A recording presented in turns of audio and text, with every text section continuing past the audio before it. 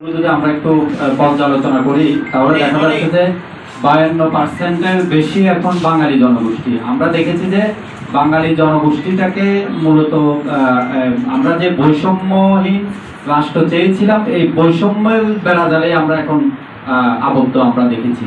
তো আপনারা ওই বিষয়টা পর্যালোচনা করলে, গত বরাদ্দটা পর্যালোচনা করলে দেখতে পাবেন যে এখানে বাঙালিদেরকে বঞ্চিত করা হয়েছে। তো আমি যার কারণেই বলছি যে যাই হোক, যেহেতু একটা বৃহত্তর জনগোষ্ঠী বাঙালি জনগোষ্ঠী, এই বাঙালি জনগোষ্ঠী এবং পাহাড়ি জনগোষ্ঠী, এদের মধ্যে যেহেতু সামঞ্জস্যতা রেখে যেহেতু বন্টনগুলো হয়। ধন্যবাদ।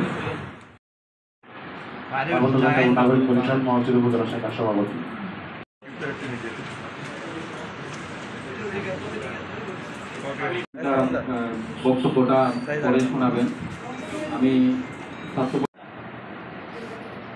নিশ্চিত করার লক্ষ্যে আন্দোলনরত আপনার এই পার্বত্য চট্টগ্রাম বিষয়ক মন্ত্রণালয়ে সাম্প্রতিক বৈষম্যের নিরপেক্ষ তদন্ত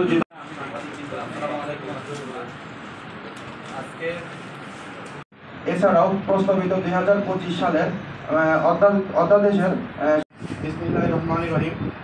প্রিয় সাংবাদিক বন্ধুগণ, যদি আমরা একটু পর্যালোচনা করি তাহলে দেখা যাচ্ছে যে 2022 সালে ছাত্র জনতার ঐক্যবদ্ধ গণ অভ্যুত্থানের মধ্য দিয়ে দেশে একটি নতুন অধ্যায় পার্বত্য চট্টগ্রাম বিষয়ক মন্ত্রণালয়ের বরাদ্দে সাম্প্রদায়িক বৈষম্য এই সিদ্ধান্তগুলো অবিলম্বে বাতিল করে সমন্বিত ও বৈষম্যহীন পার্বত্য বাঙালি জনগোষ্ঠীকে আরো বেশি প্রান্তিক করে তুলছে।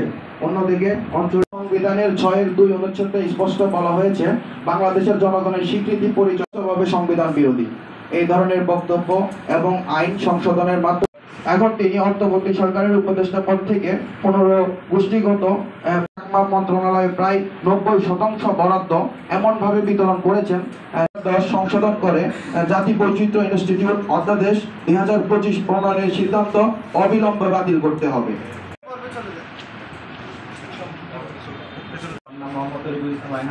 আমি পার্বত্য চট্টগ্রাম ছাত্র পরিষদের আগাছড়ি সদর উপজেলা। আমি মোহাম্মদ মাসুদ রানা, পার্বত্য চট্টগ্রাম নাগরিক পরিষদ পাঞ্চের উপজেলা।